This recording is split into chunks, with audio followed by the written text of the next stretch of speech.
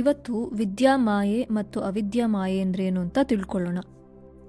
ಮೊದಲಿಗೆ ಮಾಯೆ ಅಂದರೆ ಅದ್ವೈತ ವೇದಾಂತದಲ್ಲಿ ಒಂದೇ ಆಗಿರುವ ಸತ್ಯವನ್ನು ಅನೇಕವಾಗಿ ತೋರಿಸುವುದೇ ಮಾಯೆ ಅಂತ ಹೇಳ್ತಾರೆ. ಮಾಯೆ ಅನ್ನೋದು ಸಂಪೂರ್ಣ ಸುಳ್ಳು ಅಲ್ಲ ಅಥವಾ ಸಂಪೂರ್ಣ ಸತ್ಯನೂ ಅಲ್ಲ. ಉದಾಹರಣೆಗೆ ಒಂದು ಹಗ್ಗ ಇದೆ, ಅದು ಸತ್ಯ, ಹಗ್ಗ ಇರೋದು ಸತ್ಯ. ಅದು ಹಾವಿನಂತೆ ಕಾಣಿಸ್ತಾ ಇದೆ, ಅದು ಸುಳ್ಳು. ಆದರೆ ಹಾವಿನಂತೆ ಕಾಣಿಸಿ ಅದು ಭಯ ಹುಟ್ಟಿಸ್ತಾ ಇದೆ, ಭಯದ ಅನುಭವ ಏನಿದೆ ಅದು ಸತ್ಯವಾಗಿದೆ. ಹಾಗಾಗಿ ಇಲ್ಲಿ ಹಾವು ಪರಮ ಸತ್ಯ ಅಲ್ಲ, ಆದರೆ ಭಯದ ಅನುಭವ ಆಗಿದ್ದು ಮಾತ್ರ ನಿಜನೇ. ಇದನ್ನೇ ಮಾಯೆ ಅಂತ ಹೇಳೋದು. ಇರುವುದನ್ನು ಇರುವ ಹಾಗೆ ತೋರಿಸದೆ ಮತ್ತೇನನ್ನೋ ತೋರಿಸಿ ಭ್ರಮೆ ಹುಟ್ಟಿಸುವುದನ್ನೇ ಮಾಯೆ ಅಂತ ಹೇಳ್ತಾರೆ. ಅಂದರೆ ಬ್ರಹ್ಮವು ಇರುವ ಹಾಗೆ ಅದನ್ನು ತೋರಿಸದೆ ಅದನ್ನು ಒಂದು ಪ್ರಪಂಚದ ರೀತಿಯಾಗಿ ತೋರಿಸಿ ಭ್ರಮೆ ಹುಟ್ಟಿಸ್ತಾ ಇರುವುದನ್ನೇ ಅದ್ವೈತ ವೇದಾಂತದಲ್ಲಿ ಮಾಯೆ ಅಂತ ಹೇಳ್ತಾರೆ. ಹಾಗಾದರೆ ಇದು ಮಾಯೆ ಆದರೆ ಈ ಅವಿದ್ಯಾ ಮಾಯೆ ಮತ್ತು ವಿದ್ಯಾ ಮಾಯೆ ಅಂದರೆ ಏನು ನೋಡೋಣ. ಅವಿದ್ಯಾ ಮಾಯೆ ಅಂದರೆ ಅಜ್ಞಾನ. ಈ ಅಜ್ಞಾನ ಬಂಧನವನ್ನು ಉಂಟು ಮಾಡುವ ಮಾಯೆಯ ಒಂದು ಭಾಗ.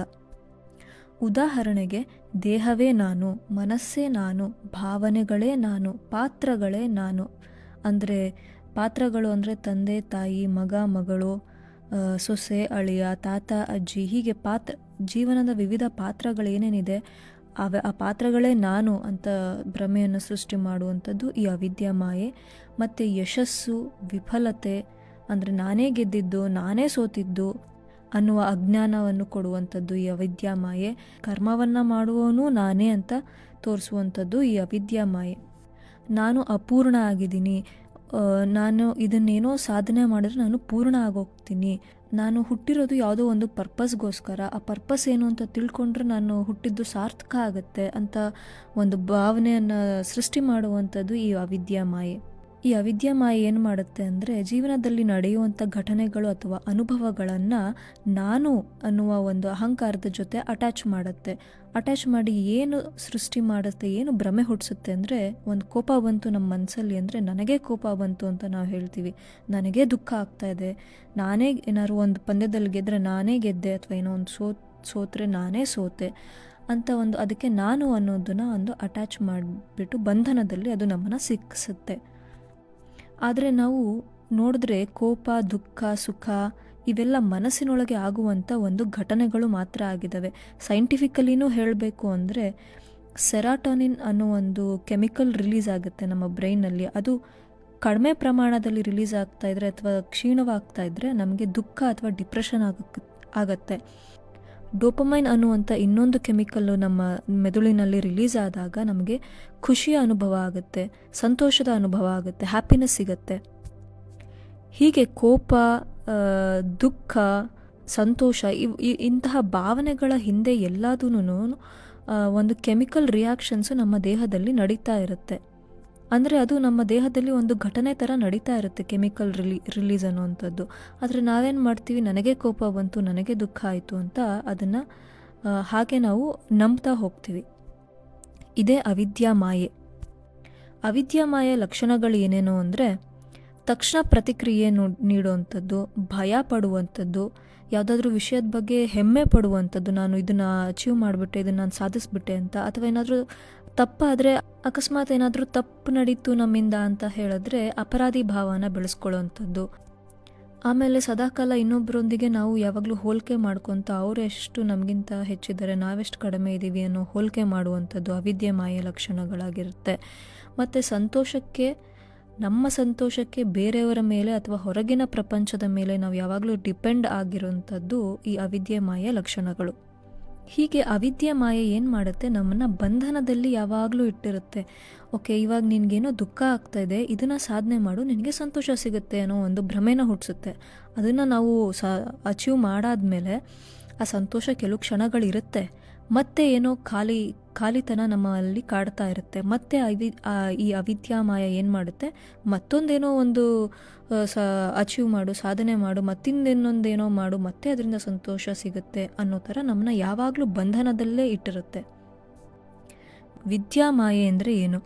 ಅಜ್ಞಾನವನ್ನು ದೂರ ಮಾಡಿ, ಅಂದರೆ ಅವಿದ್ಯಾ ಮಾಯವನ್ನು ದೂರ ಮಾಡಿ ಸತ್ಯದತ್ತ ತೋರಿಸುವ ಮಾಯೆಯ ಒಂದು ಭಾಗನೇ ವಿದ್ಯಾ ಮಾಯೆ. ಸತ್ಯದತ್ತ ತೋರಿಸ್ತಾ ಇದು ಸತ್ಯದತ್ತ ದಾರಿಯನ್ನು ತೋರಿಸ್ತಾ ಇದ್ರೂ ಆದ್ರೂ ಇದನ್ನು ಮಾಯೆ ಅಂತ ಯಾಕೆ ಕರೀತಾರೆ, ವಿದ್ಯಾ ಮಾಯೆ ಅಂತ ಯಾಕೆ ಕರೀತಾರೆ, ಇದು ಯಾಕೆ ಮಾಯೆ ಒಳಗಡೆನೇ ಇದೆ ಅಂತ ನೋಡೋಣ. ಜ್ಞಾನವು ಕೊನೆಗೆ ಮಾಯೆ ಒಳಗೇನೆ ಬರುತ್ತೆ. ಅಂದರೆ ಜ್ಞಾನ ಅಂದರೆ ಇಲ್ಲಿ ಶಾಸ್ತ್ರಗಳು, ಗುರು ಉಪದೇಶಗಳು, ಆಧ್ಯಾತ್ಮಿಕ ವಿಚಾರ ಮಾಡುವಂಥದ್ದು, ವಿವೇಕವಾಗಿ ಯೋಚಿಸುವಂಥದ್ದು, ಧ್ಯಾನ ಮಾಡುವಂಥದ್ದು, ಧರ್ಮ ನ್ಯಾಯ ನೀತಿಯಿಂದ ನಡೆಯುವಂಥದ್ದು, ವೈರಾಗ್ಯ, ಕರುಣೆ, ಇವು ಯಾವುವು ಪರಮ ಸತ್ಯ ಅಲ್ಲ. ಇವೆಲ್ಲ ಸತ್ಯದತ್ತ ಹೋಗುವಲ್ಲಿ ಸಹಾಯಕ ಸಾಧನಗಳಾಗಿದ್ದಾವೆ. ಉದಾಹರಣೆಗೆ ಮುಳ್ಳನ್ನು ಮುಳ್ಳಿನಿಂದನೇ ತೆಗಿಬೇಕು ಅಂತ ಒಂದು ಗಾದೆ ಮಾತು ನಾವೆಲ್ಲ ಕೇಳಿದ್ದೀವಿ. ಅಂದರೆ ನಮ್ಮ ಕಾಲಲ್ಲಿ ಒಂದು ಮುಳ್ಳು ಹೊಕ್ಕಿದ್ರೆ ಅದನ್ನು ಇನ್ನೊಂದು ಪಿನ್ ಅಥವಾ ಚೂಪಾದ ಒಂದು ಆಯುಧದಿಂದನೇ ಅದನ್ನು ತೆಗಿಬೇಕಾಗತ್ತೆ. ಸೊ ಒಂದು ಮುಳ್ಳನ್ನು ಇನ್ನೊಂದು ಮುಳ್ಳಿನಿಂದನೇ ತೆಗಿಬೇಕಾಗತ್ತೆ. ಅದು ತೆಗೆದ ನಂತರ ಎರಡು ಮುಳ್ಳುಗಳೇ ಆಗಿರೋದ್ರಿಂದ ಎರಡು ನಮಗೆ ಉಪಯೋಗ ಇಲ್ಲ, ಎರಡನ್ನೂ ಎಸಿಬೇಕಾಗತ್ತೆ. ಅದೇ ರೀತಿ ಅವಿದ್ಯೆ ಮಾಯೆಯನ್ನು ವಿದ್ಯಾಮಾಯೆಯಿಂದ ತೆಗೆದು ಕೊನೆಗೆ ವಿದ್ಯೆ ಮಾಯೆಯನ್ನು ಸಹ ನಾವು ಬಿಡಬೇಕಾಗತ್ತೆ. ಅವಿದ್ಯಾಮಾಯೆ ನಾನು ದೇಹ ಅಂತ ಹೇಳಿದ್ರೆ, ವಿದ್ಯಾಮಾಯೆ ನಾನು ಸಾಕ್ಷಿ ಅಂತ ಹೇಳುತ್ತೆ. ನಾನು ಸಾಕ್ಷಿ ಅನ್ನುವುದು ಇನ್ನೂ ಅಲ್ಲಿ ದ್ವೈತ ಉಳಿದಿದೆ, ಮಾಯೆ ಉಳಿದಿದೆ ಅಂತ ಅರ್ಥ. ಯಾಕೆ ನಾನು ಸಾಕ್ಷಿ ಅಂತ ಹೇಳಿದ್ರೆ ನಾನು ದೇಹ ಅಲ್ಲ, ನಾನು ಮನಸ್ಸಲ್ಲ, ನಾನು ಬುದ್ಧಿ ಅಲ್ಲ, ನಾನು ಕೇವಲ ಸಾಕ್ಷಿ ಅಂತ ಹೇಳಿದ್ರೆ ಈ ದೇಹ ಮನಸ್ಸು ಬುದ್ಧಿ ಅನ್ನೋದು ಇದೆ, ಅದನ್ನೆಲ್ಲ ನಾನು ನೋಡ್ತಾ ಇದ್ದೀನಿ, ನಾನು ಸಾಕ್ಷಿಯಾಗಿ ನೋಡ್ತಾ ಇದ್ದೀನಿ ಅಂತ ಅಲ್ಲಿ ಅರ್ಥ ಬರೋದ್ರಿಂದ ಆ ದೇಹ ಮನಸ್ಸು ಬುದ್ಧಿ ಒಂದು ರಿಯಾಲಿಟಿ ಆದರೆ ಸಾಕ್ಷಿ ಅನ್ನೋದೊಂದು ಇನ್ನೊಂದು ರಿಯಾಲಿಟಿ, ಅಂದರೆ ಅಲ್ಲಿ ದ್ವೈತನೇ ಬರುತ್ತೆ. ಹಾಗಾಗಿ ನಾನು ಸಾಕ್ಷಿ ಅನ್ನೋದು ಕೂಡ ಒಂದು ದ್ವೈತವಾಗಿ ಉಳಿಯೋದ್ರಿಂದ ಅದು ಮಾಯೆ ಒಳಗಡೆನೇ ಬರುತ್ತೆ. ಇಲ್ಲಿ ಒಂದು ಪ್ರಶ್ನೆ ಬರ್ಬೋದು, ವಿದ್ಯಾಮಾಯೆ ಕೂಡ ಮಾಯೆನೇ ಆಗೋದಾದರೆ ಅದು ನಮ್ಮನ್ನು ಬಂಧನಕ್ಕೆ ಒಳಪಡಿಸುತ್ತೆ, ದುಃಖ ನೀಡುತ್ತೆ ಅನ್ನೋದಾದರೆ ಮತ್ತೆ ವಿದ್ಯಾಮಾಯೆ ಯಾಕೆ ಬೇಕು ಅಂತ ಪ್ರಶ್ನೆ ಬರುತ್ತೆ. ಯಾಕೆ ಅಂದರೆ ನಾವೆಲ್ಲ ಹುಟ್ಟಿದಾಗಿಂದ ಅವಿದ್ಯಾಮಾಯೆಯಲ್ಲೇ ಇರ್ತೀವಿ. ನೇರವಾಗಿ ಅಜ್ಞಾನದಿಂದ ಸತ್ಯಕ್ಕೆ ಹೋಗೋಕ್ಕೆ ಸಾಧ್ಯನೇ ಇಲ್ಲ. ಮನಸ್ಸು ಮೊದಲು ಶುದ್ಧ ಆಗಬೇಕು. ಅವಿದ್ಯಾಮಾಯೆ ಏನು ಮಾಡುತ್ತೆ, ಅಹಂಕಾರವನ್ನು ಸೃಷ್ಟಿ ಮಾಡಿ ನಮಗೆ ದುಃಖ ಕೊಡುತ್ತೆ. ನಾನು ಮಾಡಿದ್ದು, ನನಗೆ ಆಗಿದ್ದು, ಹೀಗೆ ಸುಖ ದುಃಖ ಅನ್ನೋ ಒಂದು ಬಂಧನದಲ್ಲಿ ನಮ್ಮನ್ನ ಅವಿದ್ಯಾಮಾಯೆ ಸಿಕ್ಸುತ್ತೆ. ವಿದ್ಯಾಮಾಯೆ ಏನು ಮಾಡುತ್ತೆ, ಅಹಂಕಾರನ ಕರಗಿಸುತ್ತೆ. ನೀನು ಆ ದೇಹ ಮನಸ್ಸು ಬುದ್ಧಿಯೆಲ್ಲ ನೀನೊಂದು ಸಾಕ್ಷಿ ಅನ್ನೋ ಒಂದು ನೆಕ್ಸ್ಟ್ ಲೆವೆಲ್ಗೆ ಕರ್ಕೊಂಡೋಗುತ್ತೆ ವಿದ್ಯಾಮಾಯೆ. ಆದರೆ ಬ್ರಹ್ಮ ಅಥವಾ ಅಲ್ಟಿಮೇಟ್ ಕಾನ್ಷಿಯಸ್ನೆಸ್ ಅನ್ನೋದು ಅಹಂಕಾರನೂ ಅಲ್ಲ, ಅಂದರೆ ಅವಿದ್ಯಾಮಾಯೆನೂ ಅಲ್ಲ, ಸಾಕ್ಷಿನೂ ಅಲ್ಲ, ವಿದ್ಯಾಮಾಯೆನೂ ಅಲ್ಲ. ಅವೆರಡನ್ನೂ ಮೀರಿದ್ದಾಗಿದೆ ಈ ಬ್ರಹ್ಮ ಅನ್ನೋದು. ಹಾಗಾಗಿ ಮಾಯೆಯನ್ನೇ ಬಳಸಿ ಮಾಯೆಯನ್ನೇ ದಾಟಬೇಕು.